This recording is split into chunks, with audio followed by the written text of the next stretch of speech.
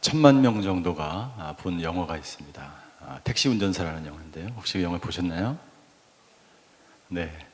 저는 그 영화를 보면서 가장 기억에 남는 장면이 있는데 어떤 장면이냐면 택시 운전사로 연기를 한 우리 송강호 씨가 독일인 기자를 광주에 내려놓고 그냥 혼자 도망쳐 왔어요. 도망치듯이 어떤 지역에서 다시 돌이켜서 그 독일인 기자를 구하러 가는 그 장면이었어요. 엄청난 갈등을 하게 됩니다. 그 광주는 전쟁터와 같은 곳이고 정말 다시 들어가고 싶지 않은, 그리고 들어갈 필요가 없는, 왜 들어가야 되는지 명분이 없는 것 같은 그런 전쟁터와 같은 곳으로 다시 돌아가느냐, 아니면 딸이 자기를 기다리는 서울로 다시 돌아가느냐 하는 그 장면이었습니다. 그 장면에서 송강호 씨는, 택시 운전사는 택시를 돌려서 광주로 다시 내려가게 되죠.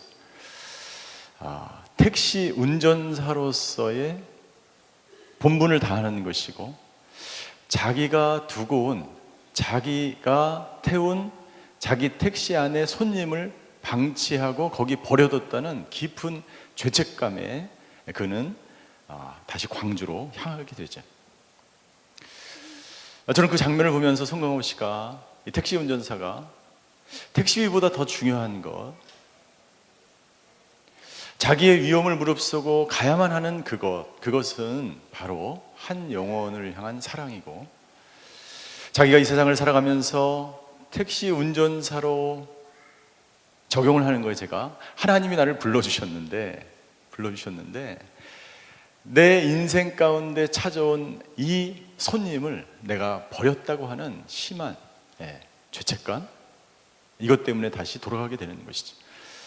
문제보다, 위험보다, 택시비보다 더 중요한 것은 내 인생 가운데 왔었던 그 사람을 내가 두고 왔다는 그러한 이 죄책감이고, 그때 이 송강호 씨는 온유한 보호자가 돼서 이 독일인 기자를 다시 구하러 가는 그 장면이 저는 굉장히 인상에 남고 오랫동안 기억이 됩니다. 그 영화를 보면서 저는 이런 생각을 해보았습니다. 나는 내 인생 가운데서 수시로 나와 함께했던 수많은, 내 택시 안에 탔던 그 사람들, 그 사람이 가족이든지, 그 사람이 잠깐 나와 상담을 했던 사람이든지, 아니면 내 설교를 듣던 사람이든지, 어떤 사람이든지 그 한 명의 그 손님에 대하여 내가 온유한 보호자로서의 역할을 다했는가 하는 것입니다. 여기 앉아 계신 우리 성도님들은 당신이 당신의 인생 가운데서 찾아온 수많은 손님들을 당신은 온유한 보호자로 대하였는가? 여러분들, 우리가 온유한 보호자가 되기 위해서는 그냥 어느 날 갑자기 되는 것이 아닙니다. 우리 선교지에 가보면 알겠지만 내가 사랑할 수 없는 수많은 사람들이 있어요. 어떤 경우에 보면 내가 정말 선교사로 왔지만, 혹은 내가 목회자이지만, 혹은 내가 그리스도인이지만 내가 감당할 수 없는 수많은 상황이 있어요. 내가 이렇게까지 그 사람에 대해서 돌보고 그 사람을 사랑해야 되고 그 사람을 섬겨야 하는가라는, 내가 손해를 보고 내가 희생을 당해야만 하는 그런 여러 가지 상황이 있다는 것이죠. 만약 우리가 어렸을 때 가족 안에서 유대 관계를 내가 갖지 못했다면, 우리가 성장해서도 다른 사람들과 유대 관계를 가지며 온유한 보호자로서의 역할을 잘 감당할 수 없습니다. 오늘 저희가 나누고 싶은 주제는 기술 5번째, 가족 안에서의 유대 관계예요. 가족 안의 세 방향 유대 관계입니다. 여러분들, 저는 지난 주간에 우리 노숙인 사역을 하는 한 목사님과 깊은 대화를 할 기회가 있었어요. 아주 어렸을 때 아버님이 돌아가시고 어머님이 돌아가십니다. 그러면서 인생의 회의가 찾아오고 이 목사님이 오랫동안 방황을 하게 됩니다. 이 세상은 무엇인가? 너무 일찍 부모님이 자기를 떠났기 때문에 온유한 보호자가 일찍 사라진 거예요. 인생에 있어서 자기를 돌보던 사람이 너무나 일찍 사라진 거예요. 그러면서 인생의 깊은 회의가 찾아오고, 어떻게 어떻게 인생을 살아가야 될지, 이 세상은 무엇인지, 이 세상에서 자기의 정체성은 무엇이고 내가 어떤 삶을 살아야 되는지 방황하는 오랜 시간을 겪으면서 노숙인 사역을 하게 됩니다. 노숙인 사역을 하면서 이 노숙인과 끊임없이 이 사람들을 돌보고 격려하고 온유한 보호자로서 이 사람을 섬기지만 결국 결론은 이 노숙인들을 온전하게 세우고 회복시키고 다시 재활시켜서 정상적인 사회인으로 보내는데 가장 중요한 모티브가 있는데, 그것은 뭐냐면 공동체라는 거예요. 공동체가 없으면 절대로 이 사람이 그 안에서 건강하게 성숙한 한 인격체로 성장하기 어렵다는 것입니다. 그 공동체에 있어서 가장 중요한 원리는 역시 우리가 배운 건강한 사람과 연약한 사람이 함께 그 안에서 교제하고 교류하는 거예요. 어렸을 때, 어린아이 때 부모로부터 충분하게 애착 관계를 형성한 사람은 성장하면서도 그 가족 안에서 가족 간의 유대 관계를 배우기 시작하죠. 그 가족 안에서 유대 관계를 통해서 이 아이는 어떻게 자랍니까? 그룹이나 학교나 공동체나 사회에 나가서 어떻게 다른 사람과 관계를 할지를 그 하는 방법을 아는 사람이 되는 거예요. 그러나 어렸을 때 충분하게 어머니로부터 애착 관계를 형성하지 못한 사람은 가정 안에서도 함께 교류하고 교제하고 관계를 형성하는 유대 관계를 이룰 수가 없고, 이런 사람들은 성장에서도 동일하게 그가 속한 가정과 일터와 교회 안에서 다른 사람과 어떻게 관계하는지 어려움을 갖게 되는 것이죠. 여러분들 노숙자들을 생각해 보세요. 그 인생 가운데 한번 실패를 경험한 사람이죠. 저는 그런 사람들을 비난하는 것이 아닙니다. 비하하는 것이 아닙니다. 어떻게 다른 사람과 관계할 줄을 모르는 거죠. 어떻게 회복돼야 될지 모르는 거죠. 그 사람들을 위해서 필요한 것이 있는데 공동체라는 거예요. 왜 공동체가 필요합니까?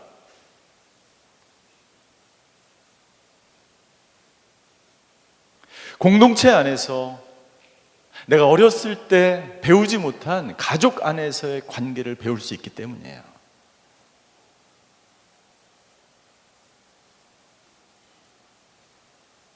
가족 안에서 배우지 못한 사람은 공동체 안에서, 교회 안에서 그 가족 간에 우리가 배워야 될 그 기술들을 배우기 때문이에요.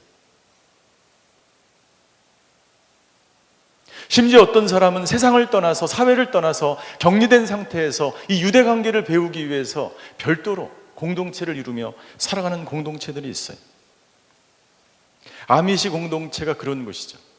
모든 사회와의 관절, 단절이 되어서 여러분들을 지금 우리가 스마트폰을 쓰고 크라우딩, 펀딩을 하고 SNS로 지구 반대편에 있는 사람들과 통화할 수 있는 이런 시대에 아미시 사람들은 별도로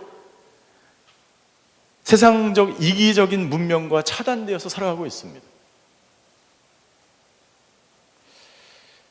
미국의 이 허핑턴 포스트의 연구 결과에 의하면, 거기에 보도된 자료에 의하면 60년대 80여 개에 불과했던 아미시 공동체가 2015년에 500개가 넘었다 그래요. 오히려 문명사회에서 수많은 문명의 이 길을, 과학을, 모든 혜택을 받을 수 있는 사회를 떠나서 여러분들 그 공동체로 가는 이유가 무엇입니까? 왜 문명의 이기를 단절한 채 그것을 삽니까? 그 문명의 이기들이 우리의 관계를 파괴하기 때문에. 우리가 사용하는 SNS, 스마트폰, TV, 영화, 인터넷, 그 모든 것들이 가족 간의 모든 유대관계를 파괴합니다. 여러분들 가정에 가보세요. 식사할 때 여러분들 대화를 하면서 식사를 하십니까? 여러분들 지하철을 타보세요. 지하철 안에서 모든 사람들이 무엇을 보며 그 안에서 시간을 보냅니까? 당신은 오늘 살면서 얼마나 많은 사람들과 유대관계를 보내면서 그 유대관계 속에서 당신은 기쁨을 얻으셨습니까?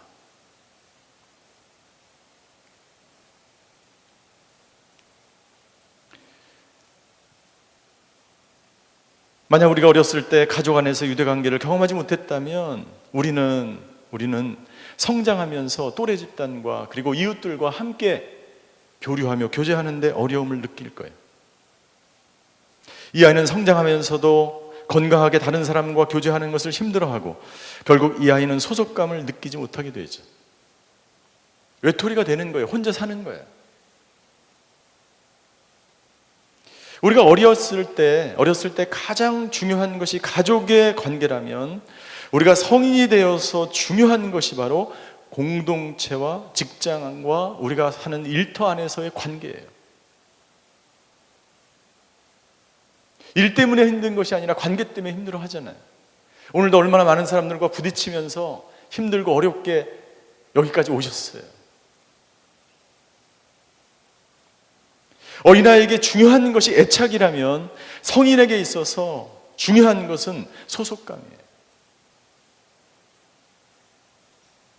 내가 어느 집단에 소속되어 있다고 생각지 않으면 그 공동체에 더 이상 가고 싶어 하지 않습니다.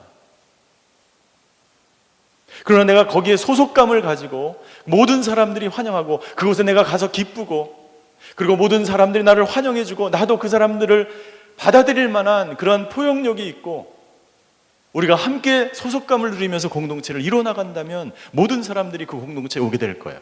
나는 우리 회복사역의 공동체가 그런 공동체가 되시기를 주임으로 축원합니다. 그런 공동체가 되었으면 좋겠습니다. 그런 공동체는 그냥 이루어지지 않아요. 그냥 이루어지지 않아요. 우리가 어렸을 때 갖지 못했던 그 기술을 우리가 성인이 되어서도 충분히 이 기술을 익힐 수가 있어요. 이 관계, 유대관계를 형성할 수가 있어요. 우리가 가족의 관계로부터 이 기술을 얻지 못했기 때문에 우리가 소속감을 누리지 못하고 관계의 어려움을 느끼게 되고 내가 애청의 고통 가운데 살아가기 때문에 하나님은 우리로 하여금 교회를 주셨고 성도를 주셨고 이 회복의 공동체를 주신 줄 믿습니다.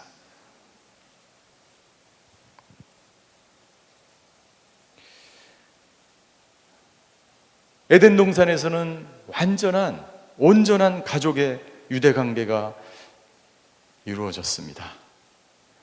완벽한 가족 공동체였어요.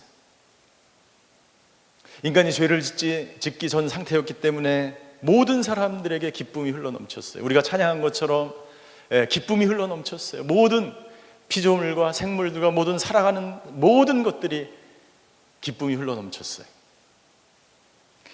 그러나 이 동산 안에 죄가 들어오면서 사람들의 샬롬이 깨어지기 시작합니다. 여러분들, 인간은 그 동산 안에 더 이상 머물 수가 없었어요. 그 동산의 이름이 바로 에덴 동산이요, 에덴 동산의 이름이 기쁨의 동산이었어요.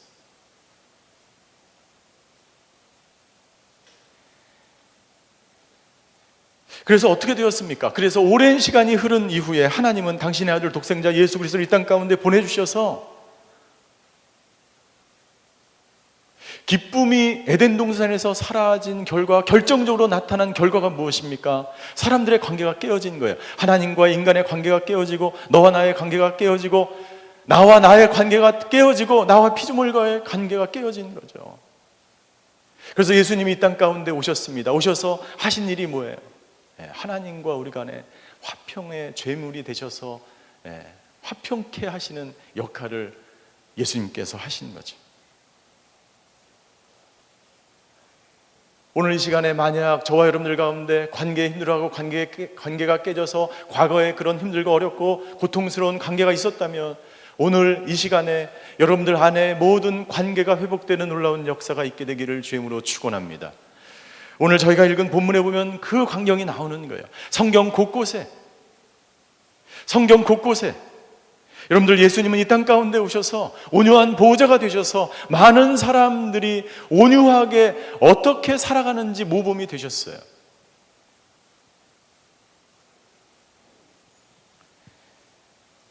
예수님은 제자들과 공동체 생활을 하면서 온유한 보호자로 제자들을 양육했고 그리고 사람들에게 온유한 보호자가 어떤 것인지를 보여줬어요. 여러분들, 예수님은 사두개인과 바리새인들을 향하여 회칠한 무덤이라고 그렇게 강하게 말씀하셨지만 여러분들, 예수님의 그 본심은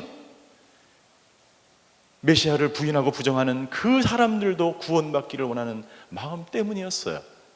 가늠한 여인을 사람들이 데려와서 예수님을 시험하려고 할 때 예수님은 온유한 보호자로 사람들이 모든 분노를 모든 흥분하는 감정을 내려놓고 어떻게 연약한 자에 대해서 반응해야 될지를 예수님은 몸소 보여주셨던 것이죠. 베드로가 말고의 자를 때에 예수님은 군사들을 향하여 물리치지 않고 베드로를 야단치셨습니다.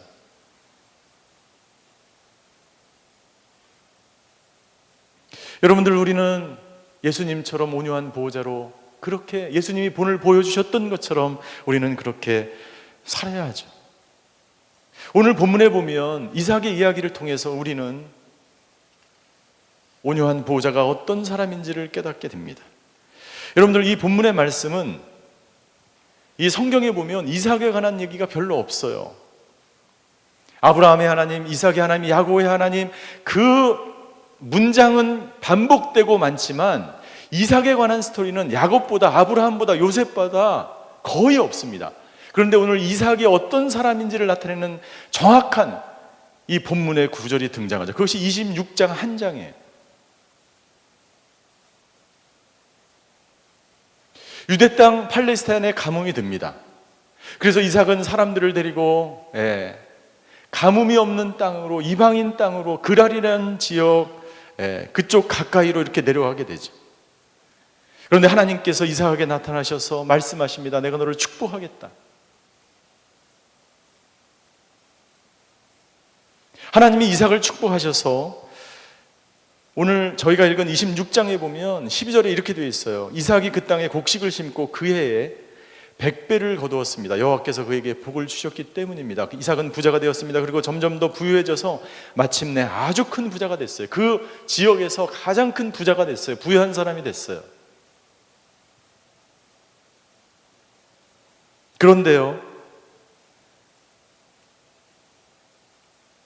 아비멜렉이라는 사람이 찾아와서 16절에 보면 이렇게 이야기합니다.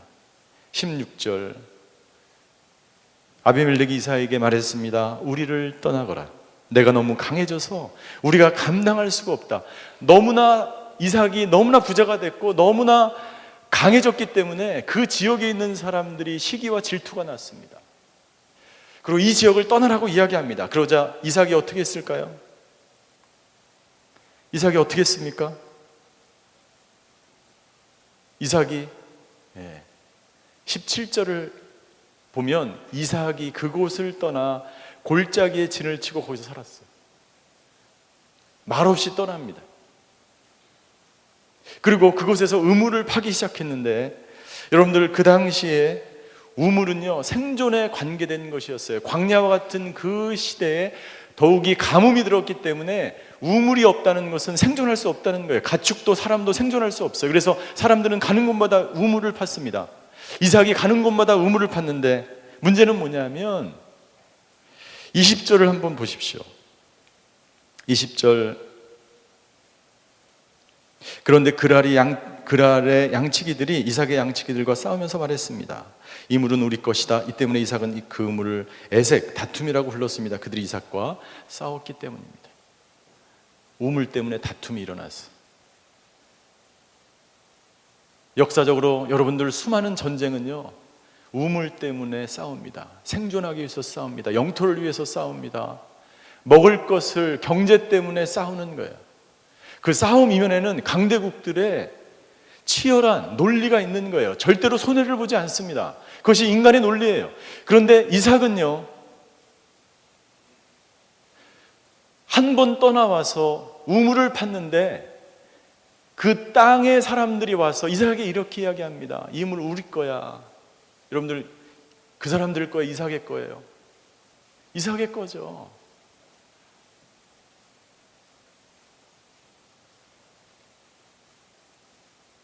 여러분들, 우리가 편안하게 살고 있고 우리가 부자가 되었는데 누가 갑자기 와서 우리에게 너 이 집에서 나가, 이 집 우리 거야 라고 하면 집을 나갈 사람이 있어요? 떠날 사람이 있어요? 없어요.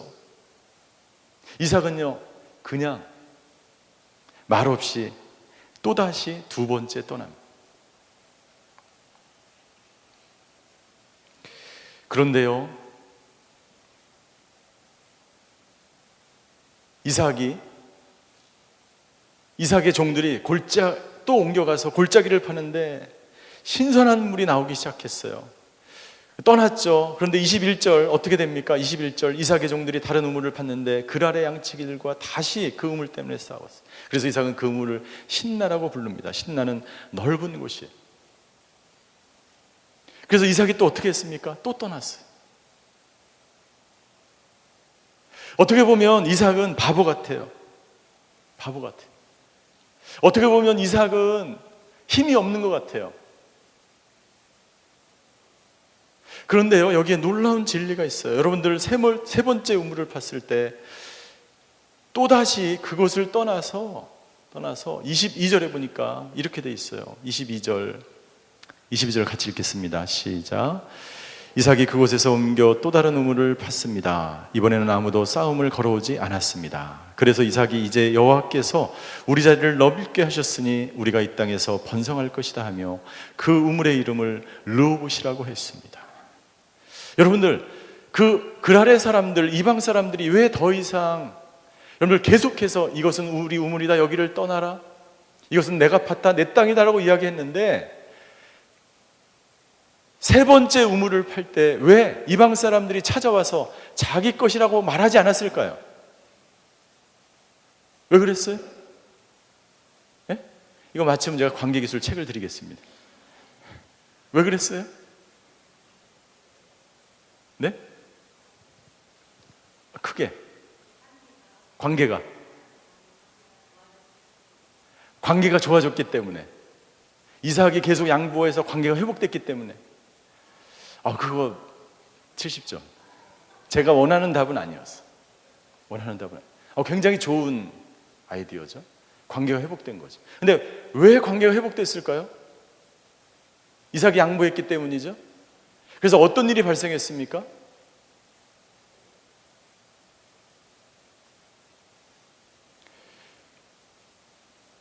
누구 맞히시겠어요?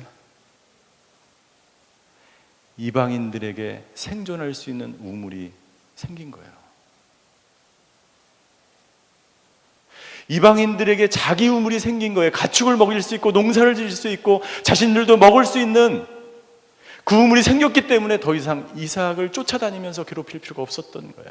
그러니까 이 이방인들도 자신의 생존의 문제이기 때문에 이 지역을 떠나서 다른 지역에 가서 살아라고 말하는 거예요. 여러분들, 여기서 강한 자와 연약한 자가 누구입니까? 정말로 연약한 자는 이삭이 아니라 이 이방인들이었어요. 그랄의 사람들이었어요. 정말로 강한 사람들은 누구입니까? 강한 사람은 바로 이삭이었어요. 왜냐하면 이삭은 하나님이 축복하시기로 작정된 사람이었어요. 여러분들, 이삭은 그것을 알았기 때문에 내가 가는 곳마다 우물이 나올 거예요. 그러나 이방인들은 아무리 우물을 파도 신선한 물이 나오지 않는 땅이었어요. 그런데 하나님의 사람 이삭이 우물을 파면 어떤 곳이든지 물이 나오기 시작하는 거예요. 나는 저와 여러분들이 믿음으로 가는 곳마다 이 샘물이 터지는 놀라운 역사가 있게 되기를 주임으로 축원합니다. 그것이 믿음의 사람이에요. 그 순종의 사람이에요. 이삭은 그것을 알았기 때문에 쉽게 떠날 수 있었어요. 연약한 자들에게 먹고 살 게 생긴 거예요. 먹고 살 우물이 생긴 거예요. 더 이상 이삭을 쫓아갈 필요가 없었던 것이죠. 그들에게 평화가 찾아왔습니다. 이삭은 그 땅의 사람들과 이방인들과 비록 그의 종들이 서로 다퉜지만 이삭 자신은 그 땅의 사람들과 평화롭게 살기를 원했습니다. 그것이 바로 예수님의 방법이죠. 그것이 바로 온유한 보호자의 선택이죠. 만약 여러분들 이삭이 첫 번째 우물부터 그 그랄에 살고 있는 사람들과 싸우면 어떻게 될까요? 이것은 우리가 판 거야. 절대 포기 못해. 나는 이 땅에서 절대 한 발자국도 움직일 수 없어. 싸워볼래? 죽어볼래? 그러면 같이 죽었을 거예요. 같이 죽었습니다. 함께 죽었어요. 평화는 없습니다.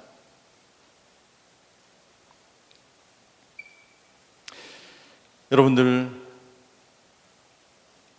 이삭은 보호자로서 자신의 목자뿐만 아니라 그랄의 목자들까지도 보호를 하는 선택을 한 거예요. 이삭은 가는 곳마다 하나님이 복 주시기 때문에 자신의 우물이 계속해서 샘이 터지는 것을 알고 있어. 그 이방 땅에 있는 사람들이 아무리 우물을 파도 하나님이 복 주시지 않으면 그 땅 가운데 그 사람들에게는 우물이 있을 수 없어. 나는 당신이 가는 곳마다 다른 사람에게 우물을 전해주는, 우물을 선사하는 그러한 사람, 그러한 보호자가 되시기를 주임으로 축원합니다. 그런 선택을 하시게 되기를 주임으로 축원합니다. 결국 결과는 무엇입니까? 놀라운 결과가 일어나요. 28절과 29절에 28절과 29절 결과는 무엇입니까? 아비멜렉이 이삭을 찾아옵니다. 그리고 이렇게 얘기합니다. 28절 같이 읽겠습니다. 시작.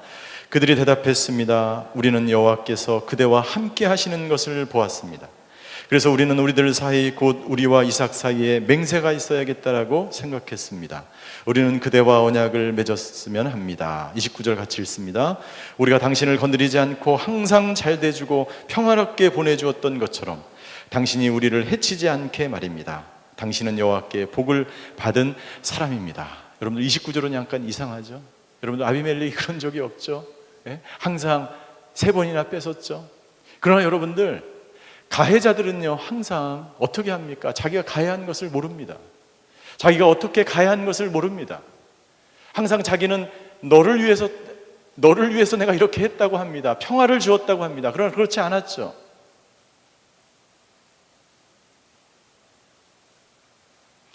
그리고 아비멜렉이 그 땅에 살고 있는 사람들이 이삭의 온유한 보호자로서의 선택을 보면서 이렇게 이야기합니다. 여호와께 복을 받은 사람이야.